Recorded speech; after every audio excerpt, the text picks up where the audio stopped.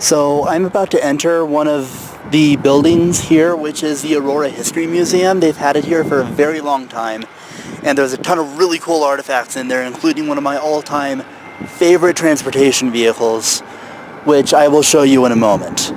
Stay tuned. Right now I am standing in the Aurora History Center.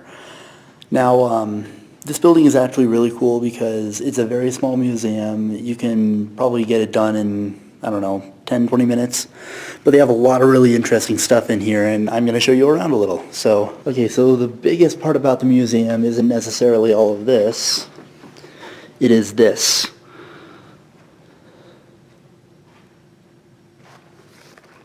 So, in this old train, I guess I wouldn't really call it a train. This is more of a streetcar or a tram. But these things used to dominate the streets of Denver back when the Denver Transportation Company existed. And these things were very well used. They kept the streets relatively clean. They were run on electrical power. And this was the first part of Colorado's railroading history. Now you're probably wondering why I'm here and why I'm doing all this. It's because I wanted to talk about obsession. Now, since I was a young kid, I've always been obsessed with trains. And the reason why I am so obsessed with the history behind them is because it's actually really interesting stuff. You know, it's not every day that you get to see an artifact like this. And when I heard about this artifact, I was like, I need to go there. So here I am. Sorry for the audio quality, by the way. It's not very good. But this is only one part of the Arapahoe or Aurora History Museum. And, you know, there's a lot of really cool stuff in here. And I'm going to show you that later. But this is actually one of the only remaining streetcars from the time period, and when they got it, it was an absolute wreck, and they completely recreated it to make it as authentic as possible for the time period. So in the end, you know, bringing stuff like this back and making it into a part of real history and allowing people to, you know, walk inside of it and do stuff like that, it's very important to me, because the more you know, the better you are at understanding the world. And having autism, sometimes understanding the world can be absolutely overwhelming. But, you know, stuff like this, it's very, very interesting to me. I don't know about you guys, but my question for you is, what are you absolutely obsessed with? You know, whether it be roller coasters, trains, cars, collecting things, theater, doesn't even matter. What are you obsessed with, and, you know, how did you come to this obsession? How did you get obsessed with it? Because one of the biggest symptoms of Asperger syndrome is simply being absolutely obsessed with something. And the way I got obsessed with it is because when I was younger, I watched Thomas the Tank Engine all the time, and I thought that trains were really, really cool back then. And the obsession stuck with me all the way till today. And one of my all-time favorite games to play is Railroad Tycoon. And once again, this obsession sort of led me to where I am today.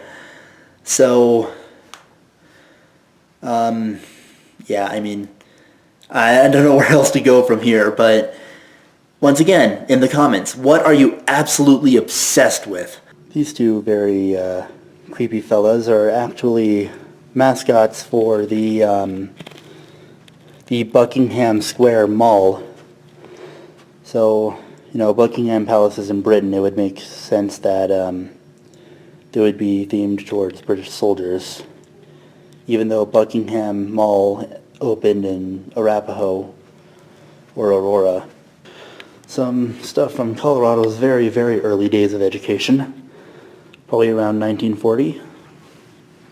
This is from a more modern education system, particularly Arapahoe High School, or Aurora High School. I don't know why I keep saying Arapahoe. This is a lot of modern firefighting stuff, very cool. This is an old x-ray machine from around 1940. And this was used often to determine whether people had tuberculosis or not way back in the day when tuberculosis was a very serious issue. It still is today, but thanks to these machines, it's become very, very rare.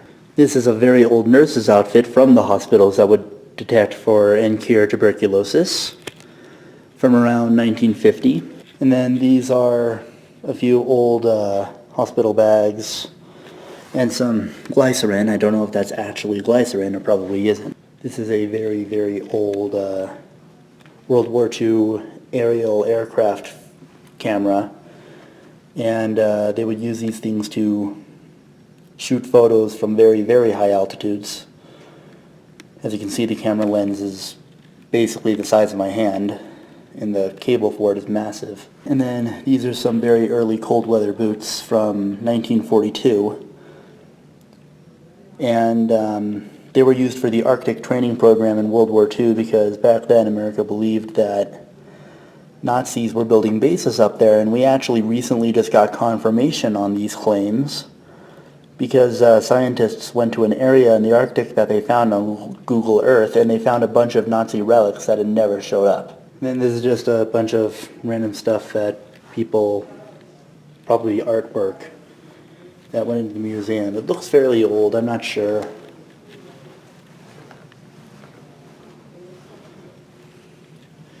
Just some more cultural artifacts from the many cultures that we here in Colorado have. This jacket and this horse blanket here was used by somebody named Billy Preston, and he owned a lot of horse patches during the 1950s and 1960s. And she helped the Chamber of Commerce raise money for the gateway to the Rockies sign.